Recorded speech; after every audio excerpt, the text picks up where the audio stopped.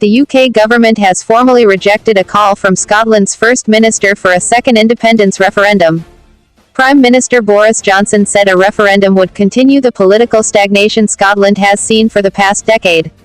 And he said First Minister Nicola Sturgeon had previously pledged that the 2014 referendum would be a once-in-a-generation vote. Ms. Sturgeon tweeted that the Tories were attempting to deny democracy.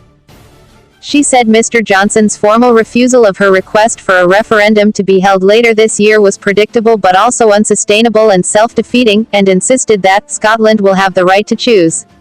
The First Minister also said the Scottish Government would set out its response and next steps before the end of the month, and that the devolved Scottish Parliament would again be asked to back Scotland's right to choose our own future.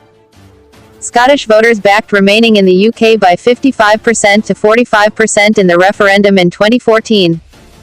Ms. Sturgeon says she wants to hold another vote on independence, and made a formal request last month for the UK government to transfer powers, known as a Section 30 order, to the Scottish Parliament in Edinburgh that would ensure any referendum is legal. The request came after Ms. Sturgeon's SNP, which forms the Scottish Government, won 48 of the 59 seats in Scotland in the UK general election.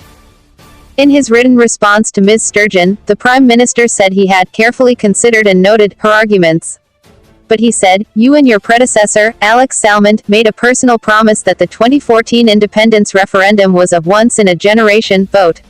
The people of Scotland voted decisively on that promise to keep our United Kingdom together, a result which both the Scottish and UK governments committed to respect in the Edinburgh Agreement." Mr. Johnson said the UK government would continue to uphold the democratic decision of the Scottish people and the promise you made to them. And he said he did not want to see Scotland's schools, hospitals and employment again left behind because of a campaign to separate the UK. The Prime Minister added, "For that reason, I cannot agree to any request for a transfer of power that would lead to further independence referendums." The formal rejection comes days after the UK government's Scottish Secretary, Alistair Jack, said another victory in next year's Scottish Parliament election would still not give the SNP a mandate to hold a referendum. Ms. Sturgeon has previously warned that a flat no from Mr. Johnson to her request would not be the end of the matter. But she has made clear that she will not hold an unofficial referendum similar to the disputed one in Catalonia in 2017, arguing that it would not actually deliver independence as the result would not be recognized by the EU or wider international community.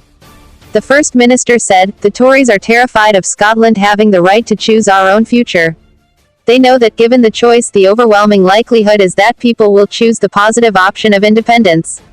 The Tories, and their allies in the leaderships of Labour and the Lib Dems, lack any positive case for the Union, so all they can do is try to block democracy.